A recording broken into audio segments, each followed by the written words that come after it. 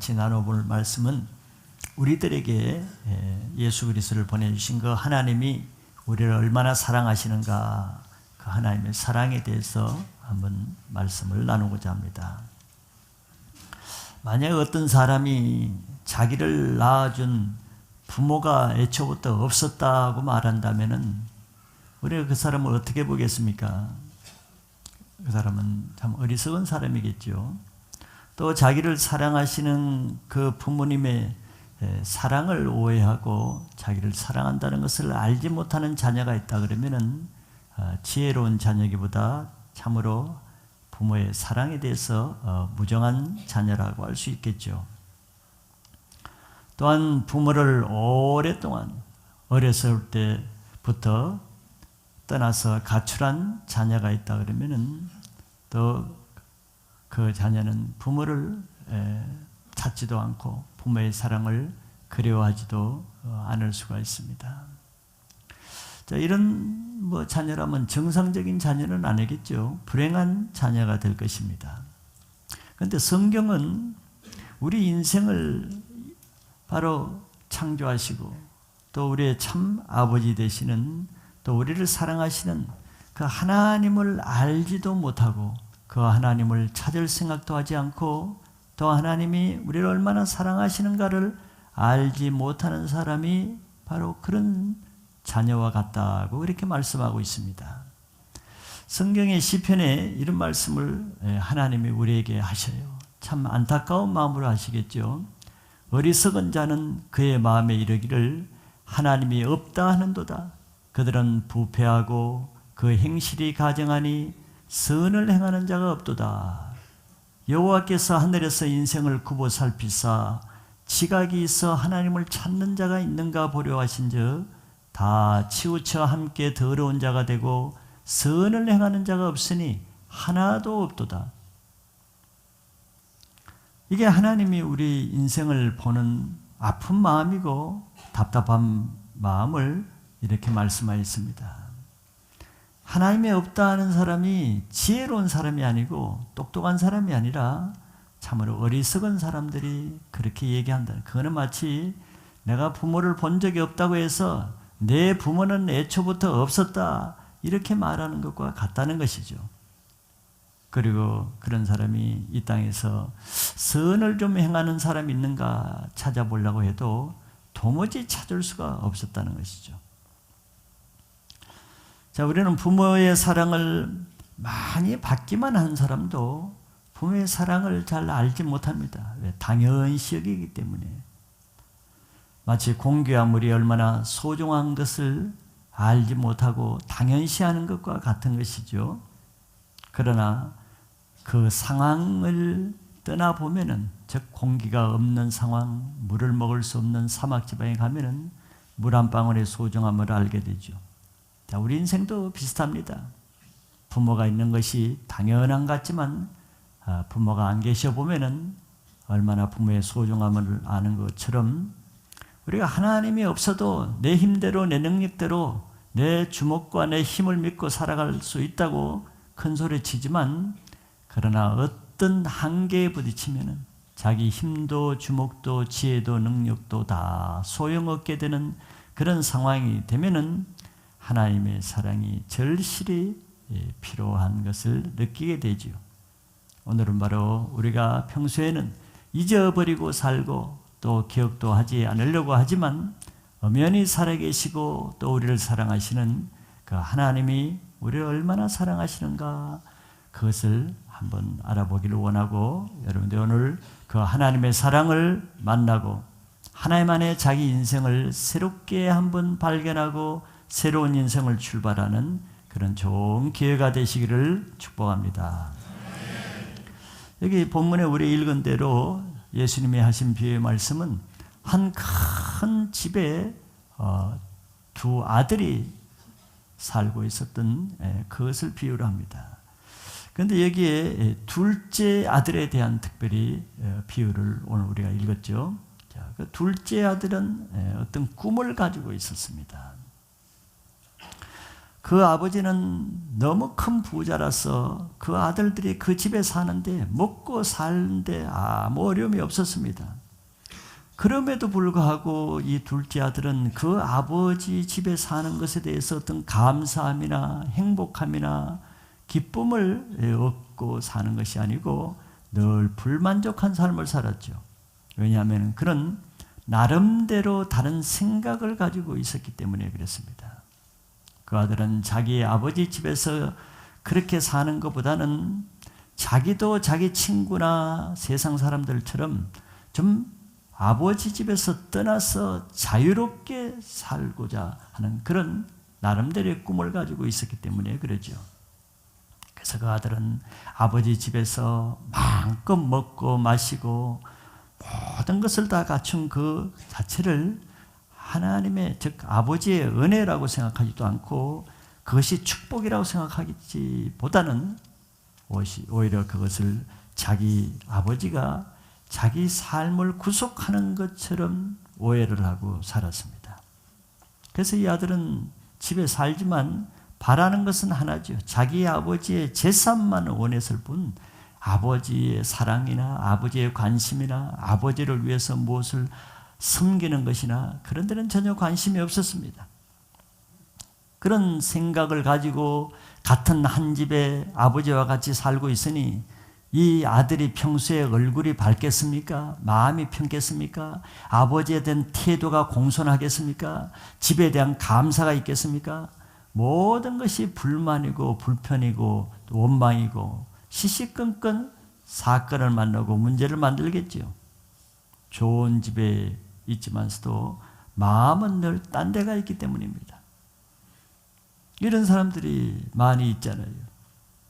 교회를 다니고 교회 안에서 은혜도 받고 치유도 받고 인생이 달라지고 교회에 있으면서도 다른 꿈을 가진 사람은 그것이 은혜요 축복인 줄을 잘 느끼지 않고 또 감사하지도 않습니다. 자기 부모의 신앙을 따라 모태 신자로 살아온 사람들은 좋은 부모 밑에서 좋은 신앙을 할 수 있는 마음껏 하나님을 섬길 수 있는 지원과 서포트와 배려를 받지만 그것이 그렇게 축복이고 은혜로 생각하지 않습니다. 오히려 자기 부모 때문에 교회 생활을 하게 된 것에 대한 불만을 가지기도 하죠. 왜냐하면 다른 친구와 같이 자기가 세상대로 마음껏 살지 못하는 데 대한 피의식을 가지기 때문에 그렇습니다.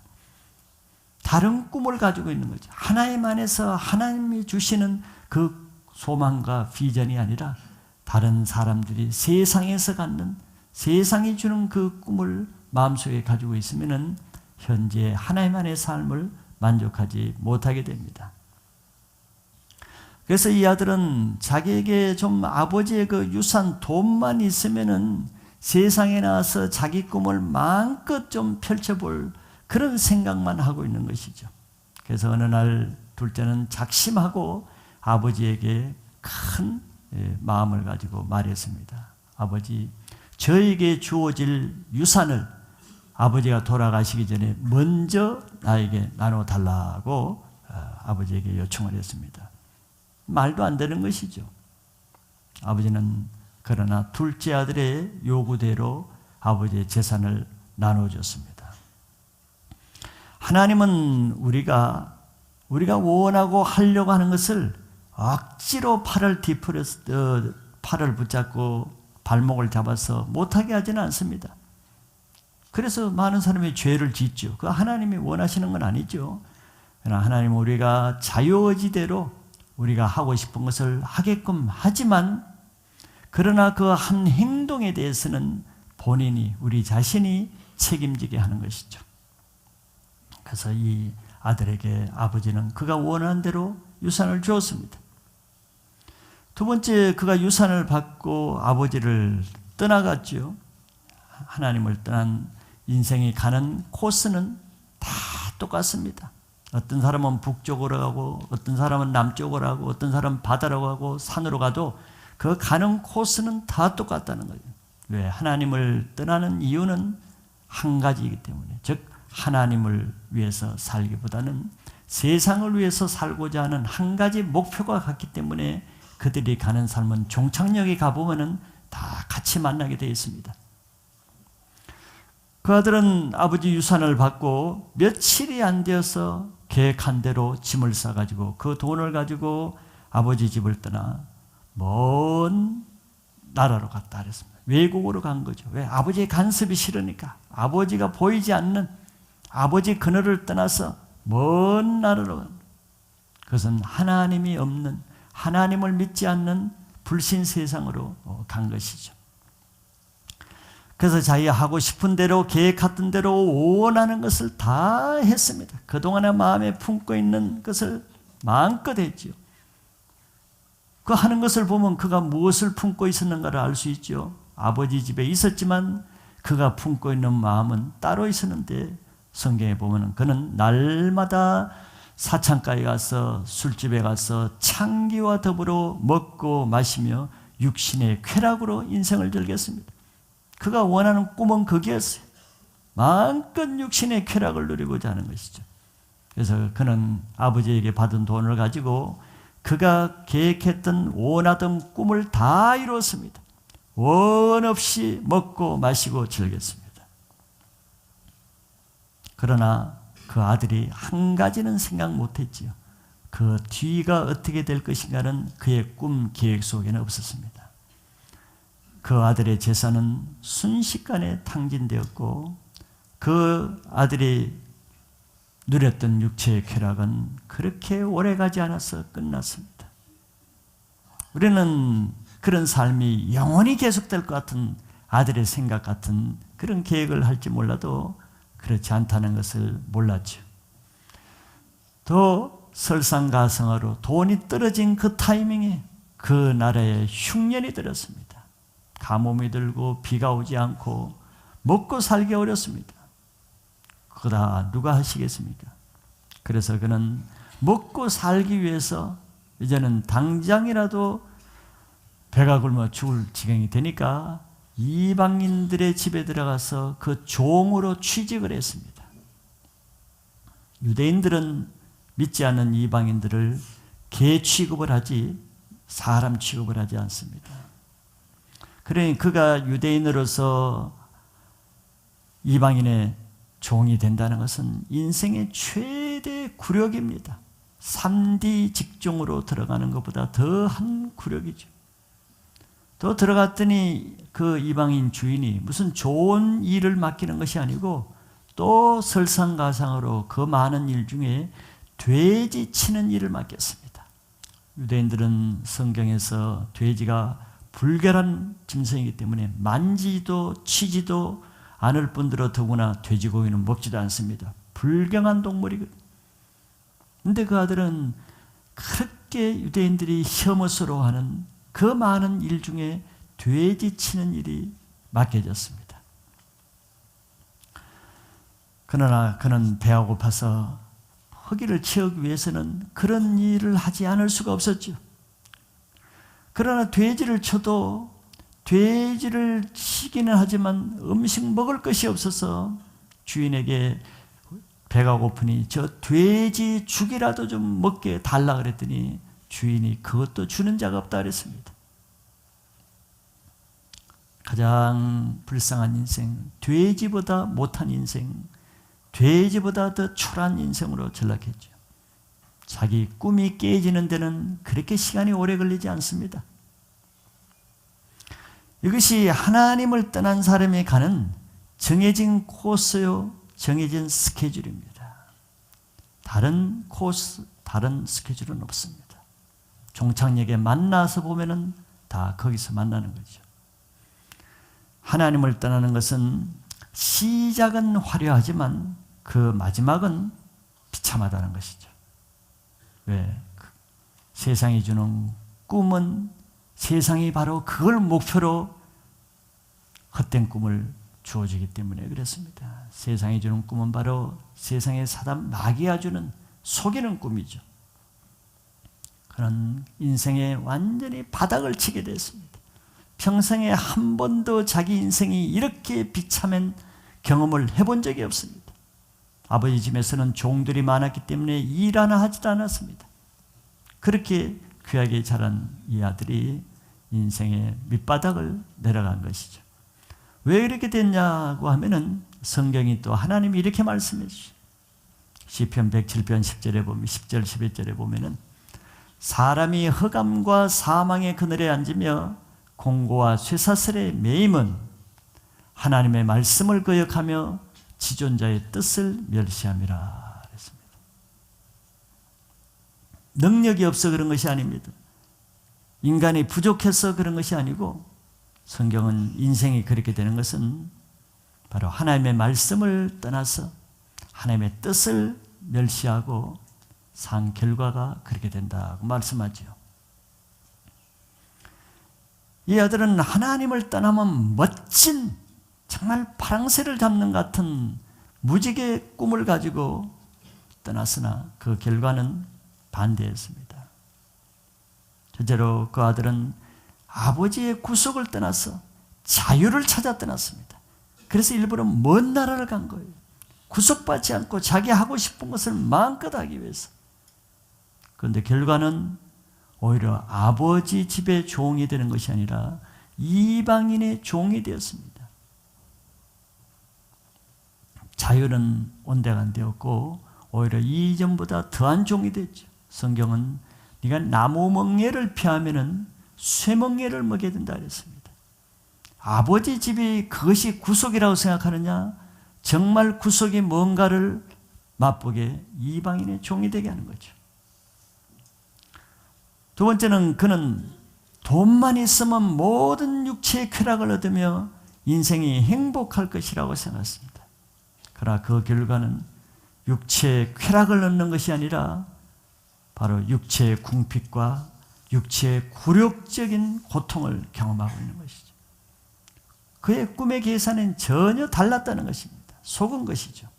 이것이 하나님을 떠난 인생의 결국입니다. 이것이 바로 예수님이 말씀해 주는 거예요. 왜? 이런 일을 겪고 나서 깨닫기보다는 이런 일을 겪기 전에 미리 깨닫게 하기 위해서 하나님은 성경을 통해서 우리에게 이것을 알게 하시는 거죠. 세 번째는 아들이 변화된 과정입니다. 하나님은 좋은 말씀으로 해서 깨닫지 못하는 사람에게는, 즉 말씀을 해도 그걸 어기고 자기 고집대로 하는 거야 하나님 말리지 않습니다. 그러나 하나님은 그 아들을 사랑하시기 때문에 사랑하는 아들에게는 채찍을 통해서라도 돌아오게 하시는 뜻이 있기 때문에 하나님은 말씀을 통해 깨닫지 못하는 자에게는 고난이라는 채찍을 통해서 하나님께 돌아오게 하시죠. 그것이 하나님의 사랑입니다. 첫째 아들의 변화는 회개의 과정을 통해서 변화되는 거죠. 회개는 자기가 잘못했다, 자기가 죄인이었다 하는 것을 인정하고 그 자기의 실수, 죄에서 돌이키는 것을 우리는 회개라고 말합니다. 돌아오는 것이죠. 아들은 자기 인생의 비참한 바닥을 치게 될 때가 됐어야 자기 고집, 자기의, 자기 자존심이 다 깨어졌겠죠. 돼지 치는 주제에 무슨 자존심이 남아있겠어요. 돼지 죽도 못 먹는 그런 형편에서 무슨 자기의가 남아있을 수 있겠어요. 그때서야 그는 아버지 집을 생각했습니다. 그럼 몇 년 전에 아버지 집을 떠나올 때는 내가 다시는 아버지 집을 생각도 안 하고 아버지 집을 향해서 쳐다보지도 않겠다. 다시는 내가 아버지 집을 찾지도 않겠다. 아마 비장한 결심을 하고 나갔을 수가 있습니다. 그러나 그가 비참한 가운데 있을 때 자기가 나올 때 생각과 달리 저절로 아버지 집이 생각이 되는 것이죠. 그때 그는 많은 것을 깨달았을 것입니다. 즉 인생을 배운 것이죠. 인생이 무엇인가 고난을 통해서 배운 것이죠. 그 아들은 아마 한 4가지 정도를 생각했을 것이라고 제가 생각해 봅니다.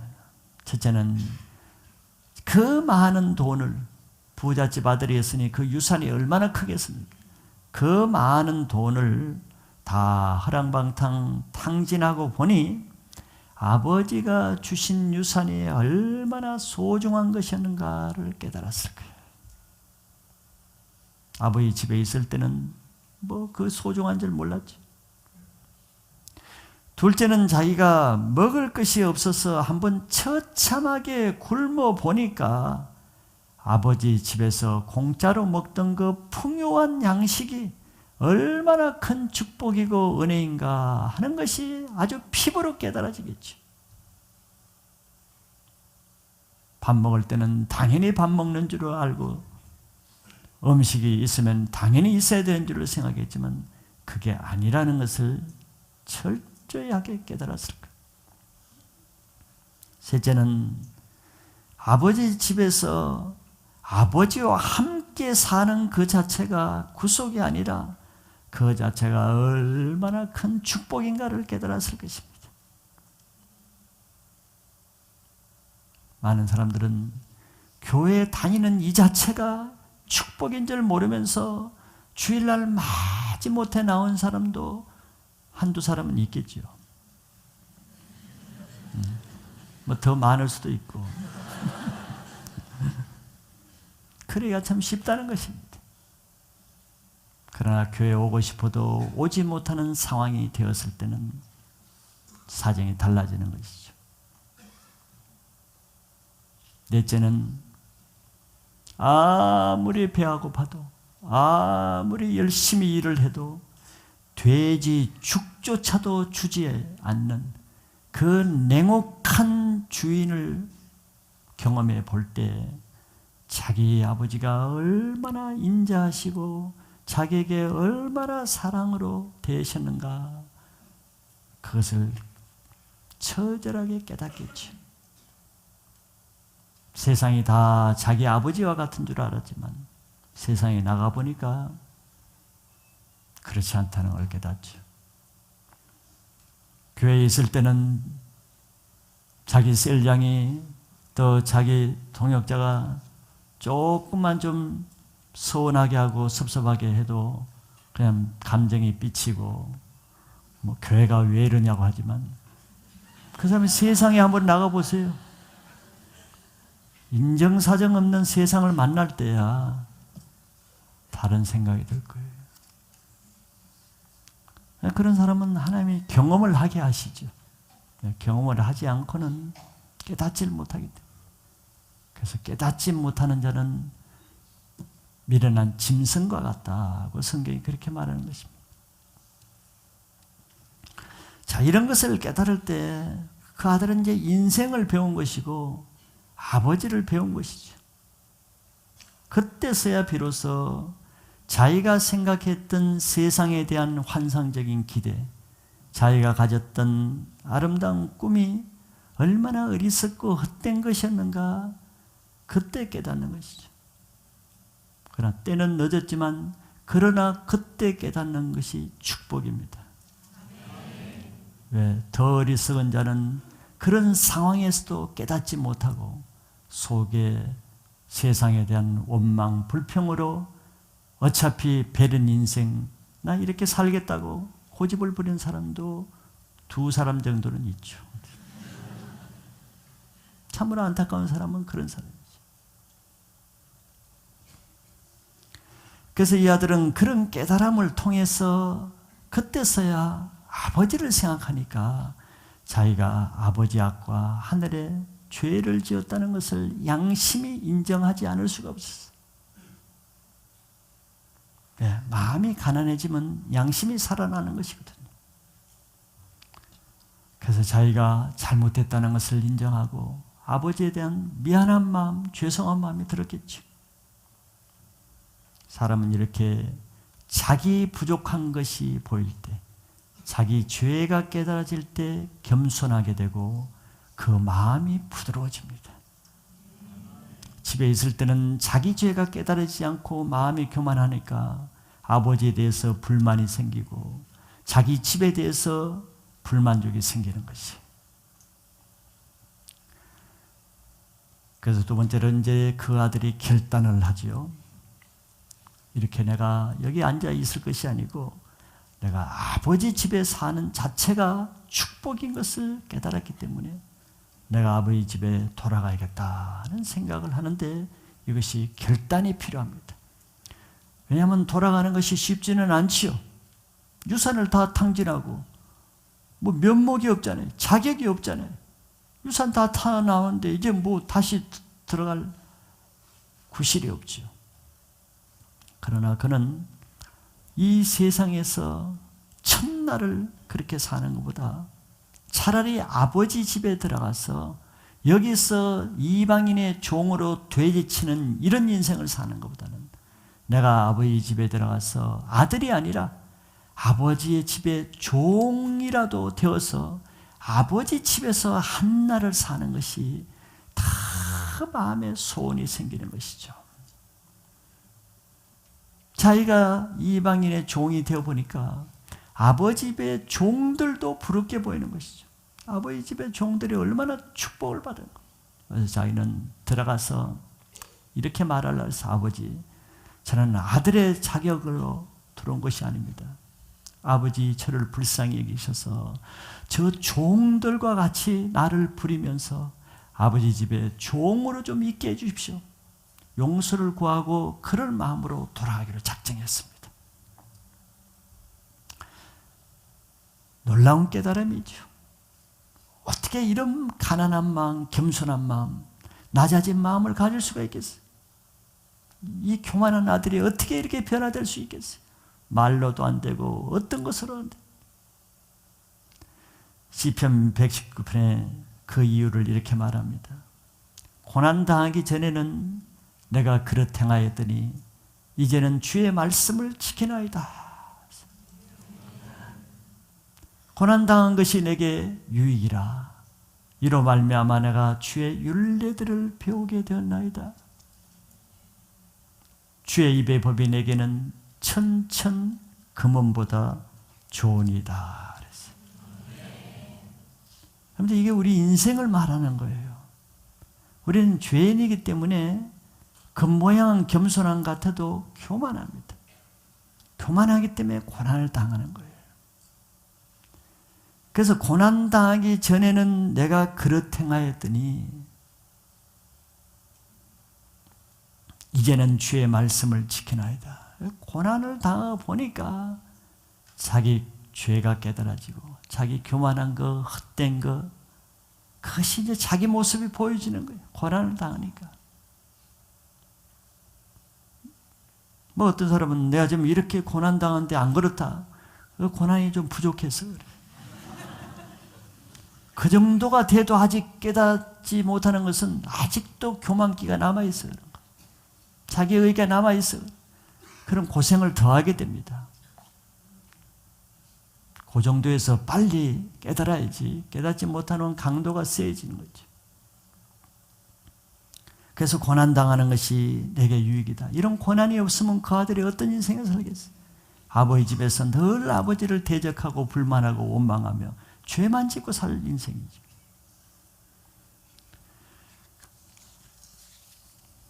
죄인은 육체의 고난을 통해서 죄가 그쳐지는 거예요. 그래서 예수님도 우리 죄를 그치게 하기 위해서 실제로 예수님의 육체의 몸을 십자가에 못 박으시면서 고난을 당하신 것입니다.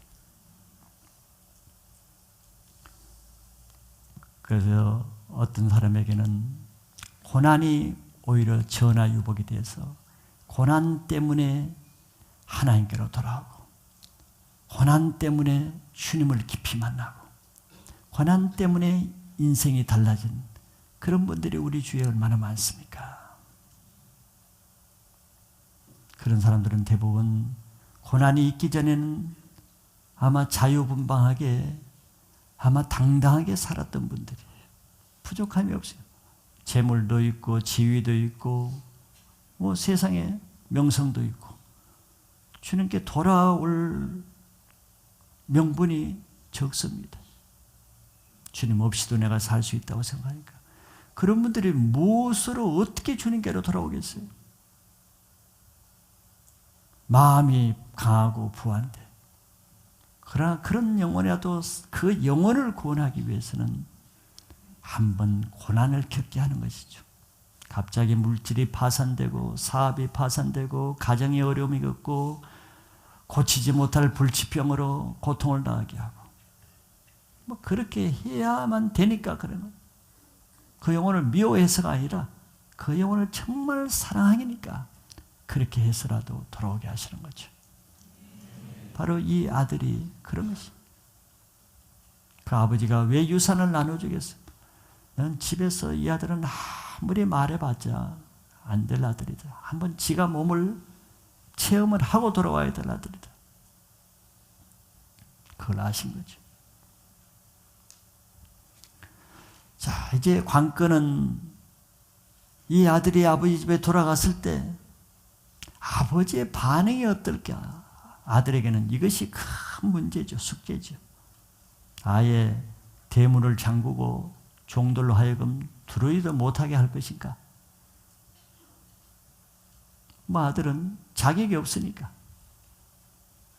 그러나 우리말로 이판사판이란 말대로 여기 있어봤자 죽고 들어가서 맞아 죽으나 여기서 굶어 죽으나 마찬가지니까.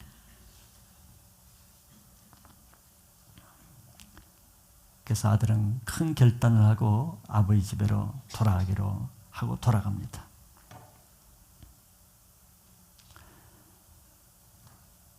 그래서 동네 어귀에 그 행색이 어떻게 했어요? 뭐 오랫동안 굶고 돼지죽도 못 먹었으니까 피골이 상접했겠죠. 그 뼈밖에 안 남았고 알아보기가 힘들고 옷은 온통 뭐 돼지 오물로 튀어서 볼품이 없었을 것입니다. 동네 사람들은 잘 알아보지 못해서 아마 밖에서 어떤 거지가 오는가 보다 그렇게 생각했겠죠.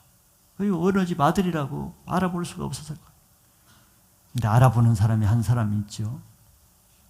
그 아버지는 그 아들이 집을 나간 이후로 버린 자식으로 생각한 것이 아니고 집을 나갔으니까 나간 날부터 여러분들이 부모의 마음이 되어보면 알겠지만 다 마음이 신경이 쓰이고 근심이 되고 염려가 되고 끊임없이 그 아들 생각밖에 안 납니다. 오늘 어디 가서 뭐가 잘못될까? 어디 가서 또 다칠까? 사고가 날까? 어떻게 할까? 또 언제 돌아올 것인가?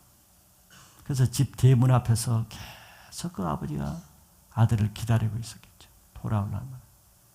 그러니까 그 아버지가 제일 먼저 알아보고 제일 먼저 만난 것이죠. 상거가 먼데 그랬습니다. 멀리 집 동구밭 어귀에 올라오고 보자마자 그 아버지가 달려갔다 그랬죠. 뛰어가서 그 아들을 안고 입을 맞추고 기뻐했다 그랬습니다. 왜? 그렇게 기다리고 있었으니까. 그렇게 사랑하고 있었으니까. 그리고 죽은 자식처럼 생각했는데 살아왔으니까 얼마나 기쁘겠어요. 놀란 것은 아버지도 놀랐겠지만 아들이 더 놀랐을 것입니다. 한마디 자기에 대해서 책망이나 문책이나 이유를 묻지 않고 그냥 그 자기를 끌어안는 그 아버지가 자기가 예전에 생각했던 자기 생각과 같은 아버지가 아니었겠죠. 아들이 놀랐을 것입니다. 아들에 대한 이 아버지의 사랑은 언제나 항상 어제나 오늘이나 또 내일까지도 똑같습니다. 아버지가 변한 게 아니에요. 집에 있었을 때나 그 아들이 집 밖에 나갔을 때나 그 아들이 재산을 탕진하고 죄를 지었을 때도 아버지는 그 죄를 지은 아들도 사랑합니다. 물론 죄는 미워하죠. 죄가 미운 것이지 죄를 지은 그 아들은 자기 아들이니까.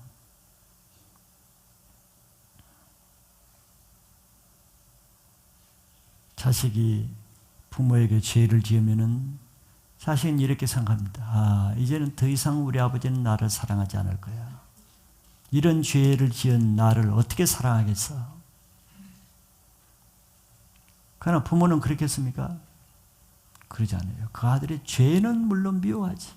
한탄하고 마음 아파하지만 그래도 그 아들이 자기 자식이기 때문에 아들은 버리지 않습니다. 목욕 물은 버려도 그 아들은 버리지 않죠. 이게 아버지의 마음입니다. 더구나 우리를 사랑하시는 하나님의 마음은 더 그런 것이죠. 그래서 이 아버지는 어서 그 아들을 꼭 껴안고 마음껏 그 아들을 축복했겠죠. 왜? 그 못 먹어서 마르고 초라한 행세의 그 아들이 얼마나 불쌍했겠어요. 자기 아들이 그런 모습, 자기 아들이 이렇게 되도록 고생하고 돌아온 그 아들이 불쌍했겠죠. 그래서 들어오자마자 그 아버지가 한 것이 무엇입니까? 무슨 회초리를 대고 책망하고 자초지정을 따지고 징계를 합니까? 아니죠.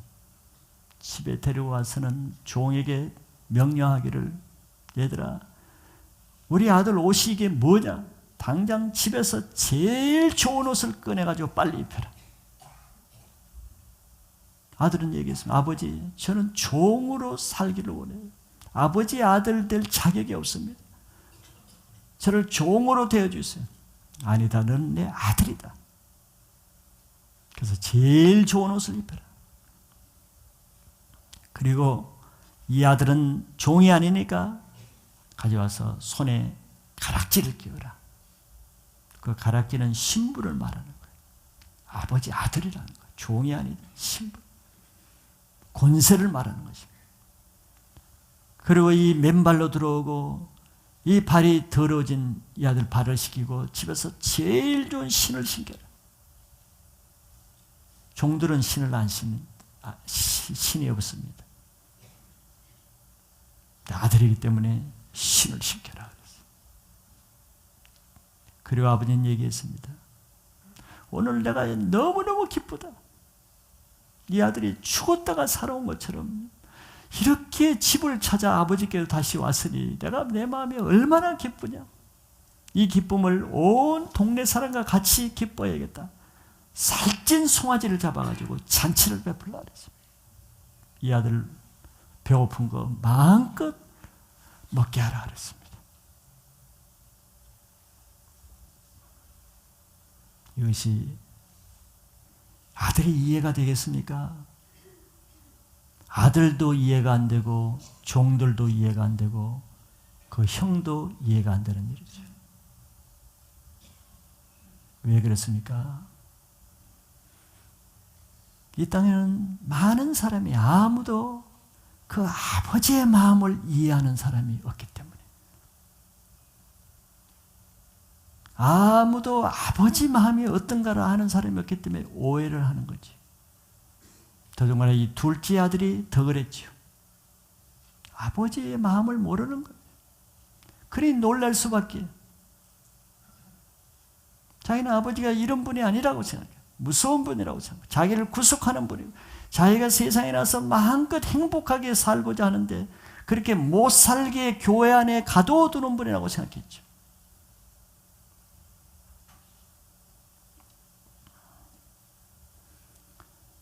지금도 이 아버지는 우리 하나님이시고, 이 하나님은 세상에서 인생을 방황하는 모든 사람들이 다시 그 수고를 거치고 고생 그만하고 아버지께로 돌아오기를 바라면서 대문 밖에서 기다리고 계신다는 것을 지금 예수님이 우리에게 알려주시는 겁니다. 그래서 우리를 위해서 들어오기만 하면 우리를 위해서 입힐 좋은 옷, 또 좋은 가락지와 좋은 신발을 준비하고, 또 그 기쁨을 잔치하기 위해서 살찐 송아지를 준비하고 기다리시는 거예요.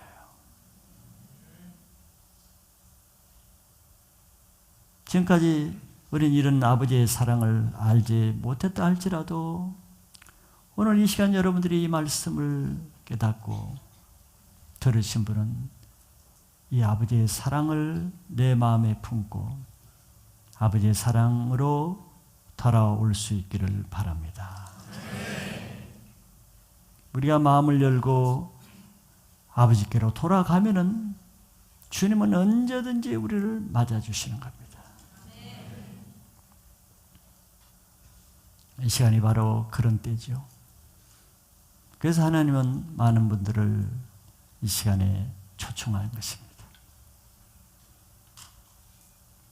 지금이 바로 그때이기 때문에 여러분들도 자기 인생에 자기가 부족한 죄인이라고 인정이 되고 이제는 이 세상의 수고와 고통, 눈물을 그치고 아버지 집에 들어가서 종이라도 좋으니 세상에서 첫날을 사는 것보다 아버지 집에서 하루를 살고자 하는 소원이 있으시면은 오늘 하나님이 여러분들을 그렇게 도와주실 것입니다. 다 같이 한번 눈을 감으시고 오늘 이 아버지 사랑을 한번 생각해 보시기 바랍니다. 내 인생이 지금 어디에 와 있는가? 내가 아버지 집에 있는가? 아니면 내가 세상에 나가 아버지 집을 떠난 가운데 있는가? 그래 여러분들이 지금이라도 이제는 내가 떠나온 아버지 집, 알지도 못했던 아버지 집에 다시 돌아가서 하나님 안에 하나님과 더불어 안식하며 평안하며 행복하게 살기를 원하시는 마음이 있으면 여러분들이 이 시간에 내가 마음으로 결단한 것을 행동으로 표시하면은 주님을 그걸 보시고 받아주십니다.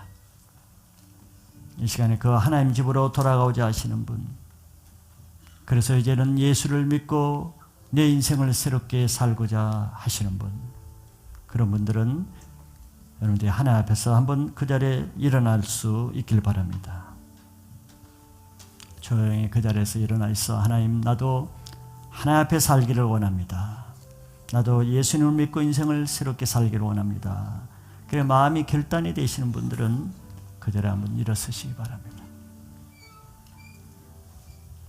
인생의 변화는 나의 결단을 통해서 이루어집니다.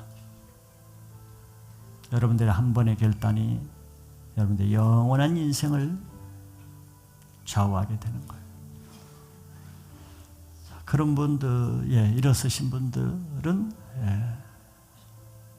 제가 여러분들을 하나님의 아버지께로 돌아가는 것, 또 예수님을 영접하는 것을 도와드릴 수 있습니다. 그런 분들은 요 앞으로 한번 나오시면은 저와 함께 기도로 그렇게 할 수 있겠습니다.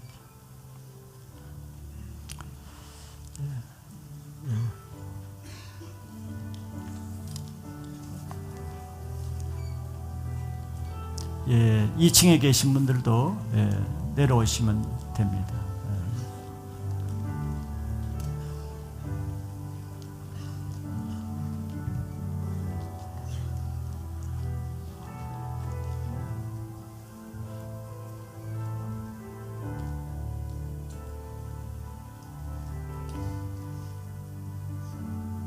예, 저 양쪽에 옆으로 가까이 더 나오시면 됩니다.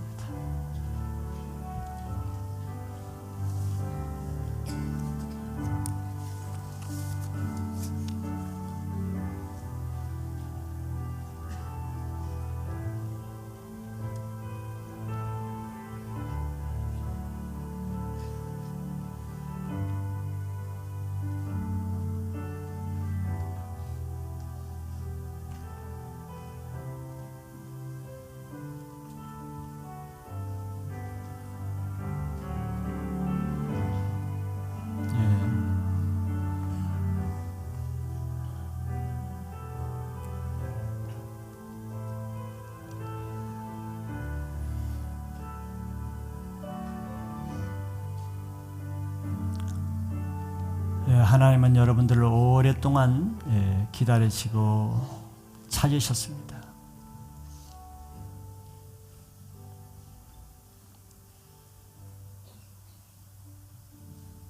예, 그 통로에 쓰셔도 되겠습니다. 자, 성경에 이런 말씀이 있습니다. 네, 마음으로 믿어 의에 이르고 입술로 고백함으로 구원에 이른다 그랬습니다.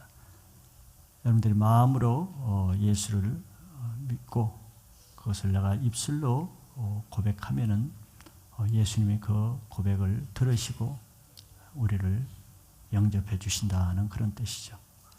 그래서 간단하게 여러분들이 입술로 소리 내어서 고백할 수 있는 것을 제가 도와드립니다. 여러분들이 각자 개인적으로 할 수도 있지만 같이 저를 따라서 간단하게 한마디 한마디씩 입술로 소리 내어서 한번 따라 해주시면 감사하겠습니다. 자, 저를 따라 한번 기도하겠습니다. 주 예수님, 저는 하나님을 모르고 살았습니다. 저는 세상에서 죄인으로 살았습니다. 이제 아버지 집으로 돌아가기 원합니다. 예수님을 나의 구주로 믿기를 원합니다. 예수님 내 마음에 들어와 주세요. 내 인생을 다스려 주세요. 내가 지나온 모든 죄를 회개합니다. 나의 죄를 용서해 주세요. 이제 내 죄가 예수님이 다 용서해 주신 것을 믿습니다. 내 인생을 예수님께 맡겨드립니다. 이제 저는 하나님의 자녀가 되었습니다. 이제 하나님을 위해 살기로 작정했습니다.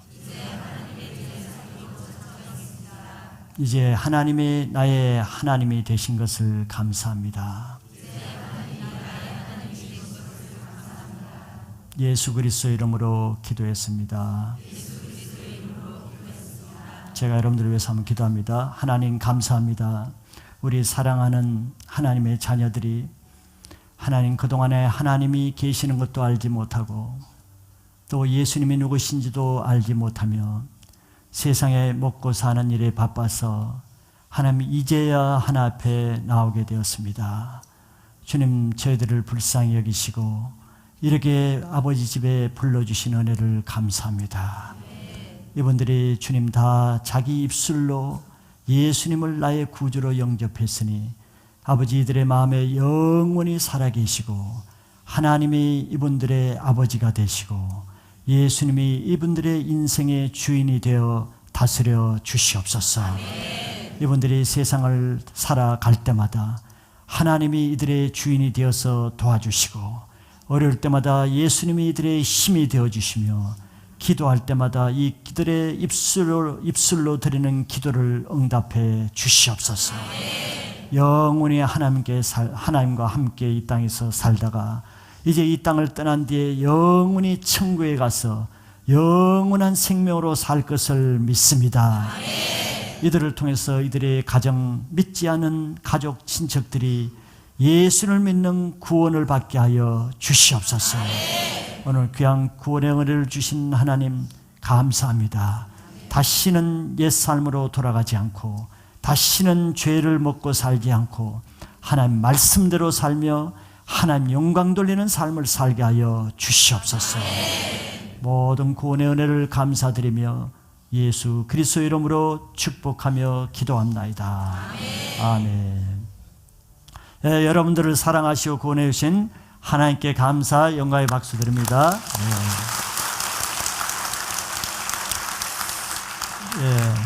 여러분들 축하하고요. 이제 여러분들이 예수를 믿고 하나님의 자녀가 됐으면 하나님이 여러분들과 영원히 함께 하십니다.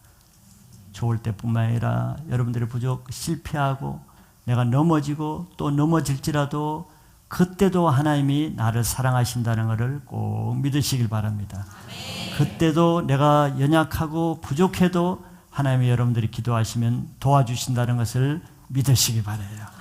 그래서 늘 하나님의 도우심을 바라며 예수님의 사랑으로 승리하는 삶을 사시기를 축복합니다.